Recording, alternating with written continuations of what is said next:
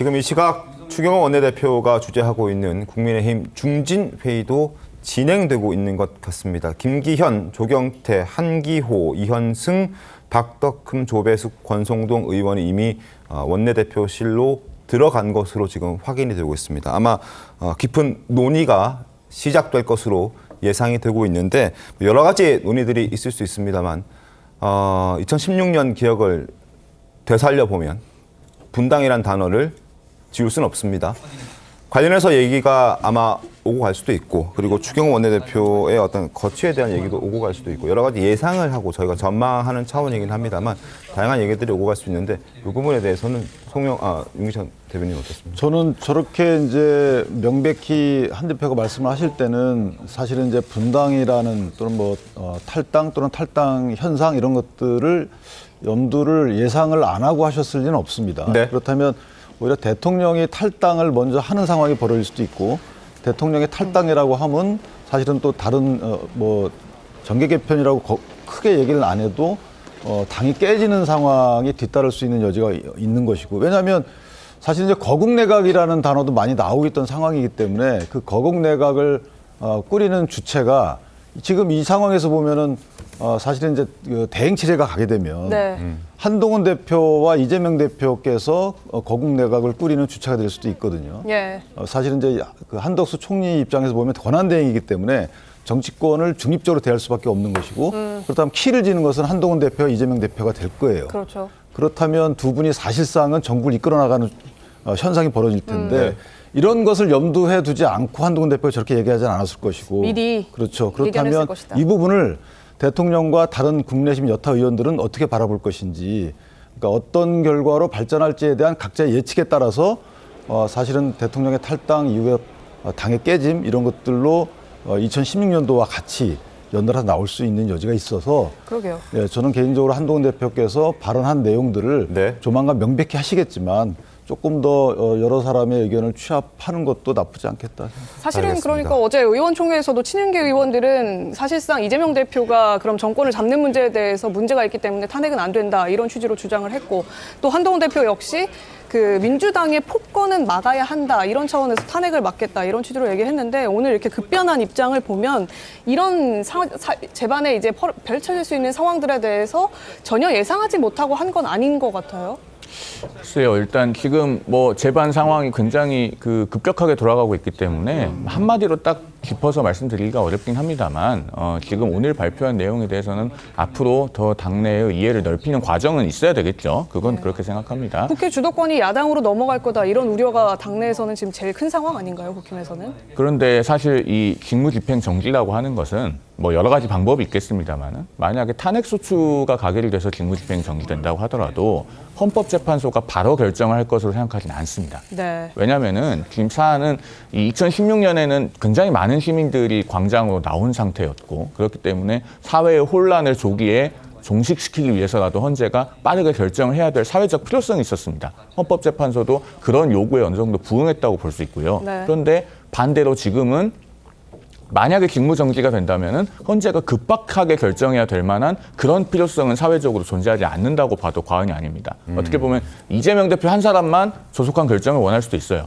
그렇기 때문에 제가 봤을 때는 그 이후의 상황에 대해서 또 여러 가지 대응할 수 있는 여지는 있다고도 생각이 됩니다. 알겠습니다. 중진회의를 주재했던 추경호 원내대표가 잠시 후 오전 11시에 국회 본관 예결위원위 회의장에서 비상의총을 개최하겠다라고 지금 공지 문자를 의원들에게 돌리고 있습니다.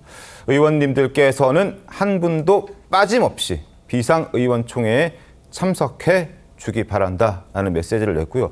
민주당도 마찬가지입니다. 민주당도 지금 박찬대 원내대표가 민주당 간사들 원내대표실로 소집해서 회의 중인데 아마 안건은 오늘 본회의를 열자라는 게 안건이 될 가능성이 있어 보인다라는 현장 취재 기자들의 보고도 지금 올라오고 있는 상황입니다.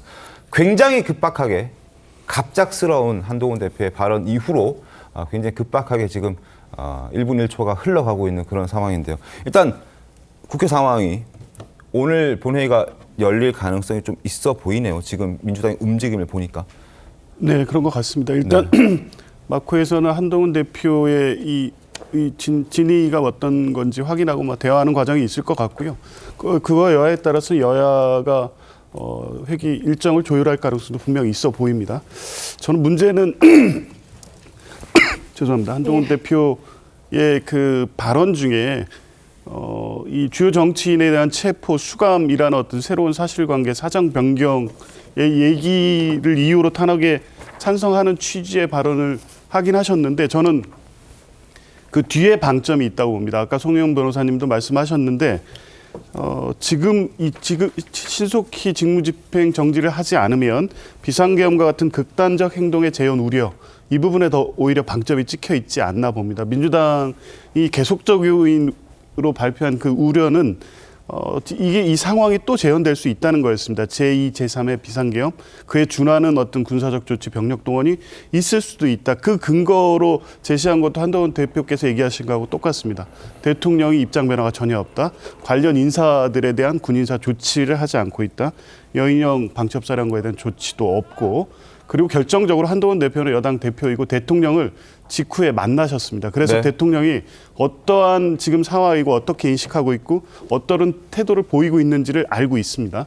근데 그 직후에는 어쨌든 탄핵을 반대한다는 입장을 발표할 때까지는 당과 보수진영 전체를 위한 어떤 정치적 선택의 기로에서 탄핵을 하지 않겠다는 입장을 선택했지만 그 이후에 나오고 있는 여러 가지 사실관계 그리고 한동훈 대표께서 따로 취득하는 정보에 의하면 실제 현재도 심각한 위험 상태가 계속되고 있다고 판단한 것이 아닌가 싶고요. 또 어제 JTBC 보도를 보면 군 병원이 이 비상계엄 하루 전에 군병원 환자들에 대한 전시 분류를 했다는 속보가 있었습니다. 네. 그건 뭐냐면 대규모 유혈 사태까지 예비하고 있었던 게 아니냐. 그렇다면 지금 뭐 절차대로 탄핵 표결을 하고 탄핵 심판을 하고 하는 절차 이전에 언제라도 다른 위험이 있을 수도 있다는 판단을 가능하게 한 다른 정보도 있지 않았나 하는 생각이 들고요. 그런 전체적인 사정을 고려하면 하루라도 빨리 탄핵안을 표결하는 것이 맞다는 판단에 여야가 뭐 의견이 합치될 수도 있다고 봅니다. 물론 뭐 이제 병원 문제는 추가적으로 좀 더 확인이 돼야 되는 상황이기 때문에 저희가 그건 좀 더 알아보도록 하겠고, 반대로 경찰이 이제 국회를 먼저 진입을 했고 1시간여 뒤에 군대가 이제 군병력 특전사들이 네. 투입한 부분에 대해서는 또 직접적인 계엄 움직임을 보이려고 했던 것은 아니다. 뭐 이런 주장도 대통령실 쪽에서는 나오고 있기 때문에 양쪽 상황 좀 더 고르게 지켜봐야 할 것 같습니다. 네.